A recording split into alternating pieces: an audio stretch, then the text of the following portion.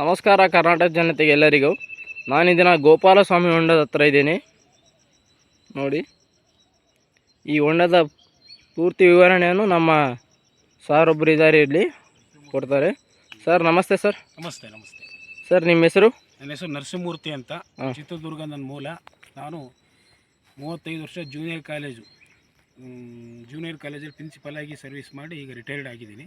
ಹೌದು ಸರ್. ಇಲ್ಲಿ ಪ್ರತಿದಿನ ಈ ಹೊಂಡಕ್ಕೆ ಬಂದು ಒಂದು 45 ನಿಮಿಷ ನಾವು ನಮ್ಮ ಸ್ನೇಹಿತರೆಲ್ಲ ಈಜಾಡ್ತೀವಿ. ಸರ್, ಇದರ ಬಗ್ಗೆ ಸ್ವಲ್ಪ ವಿವರಣೆ ಹೇಳ್ತೀರಾ? ಈ ಹೊಂಡದ ಬಗ್ಗೆ ವಿವರಣೆ ಹೇಳೋದಾದರೆ, ನೋಡಿ ಈ ಕಡೆ ದೇವಸ್ಥಾನ ಇದೆ, ಗೋಪಾಲಸ್ವಾಮಿ ದೇವಸ್ಥಾನ ಅಂತ. ಅಲ್ಲಿ ಮೇಲ್ಗಡೆ ಸರ್, ಆ ಮೇಲ್ಗಡೆ ಕಾಣ್ತಿರೋದು ಗೋಪಾಲಸ್ವಾಮಿ ದೇವಸ್ಥಾನ ಅಂತ. ಆ ದೇವಸ್ಥಾನದ ಗೋಪಾಲಸ್ವಾಮಿ ದೇವಸ್ಥಾನ ಏನಿದೆಯಲ್ಲ, ಆ ಗೋಪಾಲಸ್ವಾಮಿ ದೇವರ ಹೆಸರನ್ನ ಈ ಹೊಂಡಕ್ಕೆ ಇಡಲಾಗಿದೆ.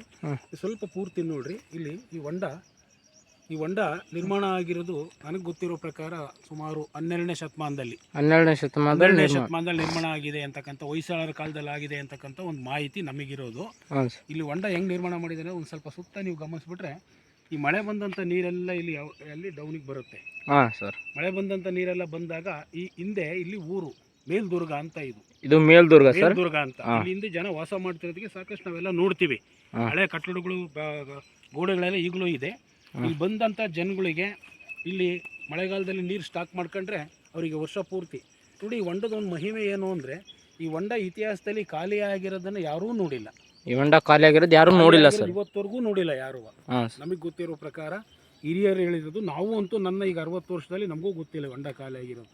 2-3 ವರ್ಷ ಮಳೆ ಹೋದ್ರೂ ಕೂಡ ಖಾಲಿ ಆಗಲ್ಲ. ಇಲ್ಲಿ ಸ್ವಲ್ಪ ನೋಡಿ, ಈ ಹೊರಗೆ ಬಂದು ನೀರೆಲ್ಲ ನಿಂತ್ಕೊಂಡಂತೆ ಇಲ್ಲಿ ಗೋಡೆ ಕಟ್ಟಿದ್ದಾರೆ, ಇಲ್ಲಿ ಕಟ್ಟಡ ಕಟ್ಟಿದ್ದಾರೆ. ಅಲ್ಲಿ ಆ ಕಟ್ಟಡ ಕಟ್ಬಿಟ್ಟು ನೀರನ್ನು ನಿಲ್ಲಲಿಕ್ಕೆ ಇಲ್ಲಿ ಈ ಕಡೆ ಪೂರ್ತಿ ಎರಡೂ ಕಡೆ ನಾವು ಮೂರೂ ದಿಕ್ಕಿನಲ್ಲಿ ನೋಡಿ ಬೆಟ್ಟ ಗುಡ್ಡ ನೋಡ್ತೀವಿ. ಮೂರೂ ದಿಕ್ಕಿಂದ ಏನು ಮಳೆ ಬಂದು ನೀರು ಇಲ್ಲಿ ಬಂದು ಸ್ಟಾಕ್ ಆಗಿ ಈ ಕಡೆ ಹೊರಗೆ ಹೋಗ್ದಂಗೆ ಅಲ್ಲಿ ಕಟ್ಟಡ ಕಟ್ಟಿದ್ದಾರೆ. ಕಟ್ಟಡ ಕಟ್ಟಿ ಸ್ಟಾಕ್ ಮಾಡಿದ್ದಾರೆ. ಇದನ್ನೇ ನಾನು ಹೇಳ್ತೀನಲ್ಲ, ಈ ಹೊಂಡದ ಇತಿಹಾಸ ಏನು ಅಂದರೆ, ಇದುವರೆಗೂ ಖಾಲಿ ಆಗಿರೋದು ಗೊತ್ತೇ ಇಲ್ಲ. ಹೌದಾ ಸರ್? ಗೊತ್ತೇ ಇಲ್ಲ. ನಾವು ನಮ್ಮ ಹಿರಿಯರನ್ನೆಲ್ಲ ಕೇಳ್ತಾ ಇದ್ವಲ್ಲ ನಾವು, ಅವರು ಹೇಳೋರು, ನಮ್ಮ ಹಿರಿಯರು ಹೇಳೋರು, ನಾವಂತೂ ಗೊತ್ತಿಲ್ಲ. ನಮ್ಮ ಹಿರಿಯರು ಹೇಳ್ತಿದ್ರು ಗೊತ್ತೇ ಇಲ್ಲ ನಮಗೆ ಖಾಲಿ ಆಗಿರೋದು ಅಂತೇಳಿ. ಈ ಹೊಂಡ ಖಾಲಿ ಆಗಿರೋದು ಯಾರಿಗೂ ಗೊತ್ತಿಲ್ಲ.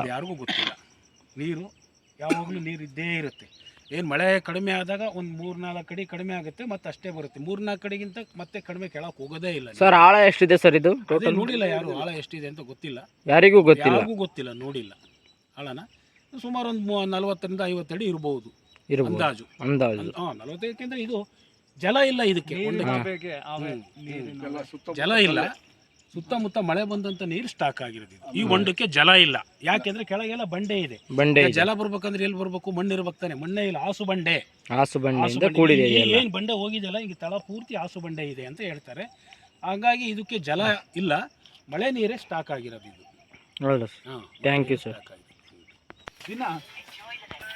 ಎಲ್ಲ ಹಚ್ಚ ಹಸಿರಾಗಿ ಕೂಡಿದೆ ನೋಡಿ. ನೀವೇನು ನೋಡ್ತಿದ್ದೀರಲ್ಲ, ಇದೆಲ್ಲ ಹೌದು. ಇಲ್ಲಿ ನಿಮಗೊಂದು ವಿಶೇಷವಾಗಿ ತೋರಿಸ್ತೇನೆ. ಕೋಟೆ ಆಂಜನೇಯ ಅಂತ ಹೇಳಿ ಕಲ್ಲಿನಿಂದ ಕೆತ್ತನೆಯಾಗಿದ್ದು, ಇಲ್ಲಿ ಒಂದು ಶಿಲ್ಪಿ ಥರ ಮಾಡಿದ್ದಾರೆ. ಬನ್ನಿ ತೋರಿಸ್ತೀನಿ. ನೀವೇನು ನೋಡ್ತಿದ್ದೀರಾ ಈ ಚಿತ್ರ? ಕೋಟೆ ಆಂಜನೇಯ ಅಂತ, ಗರುಡ ಆಂಜನೇಯ ಅಂತ ಹೆಸರು. ನಾಗರೇಡೆಗಳು. ಈಗ ನೋಡಿ ಎಷ್ಟು ಭಯಂಕರವಾದ ದಾರಿ ಕೂಡ ಇಲ್ಲಿದೆ.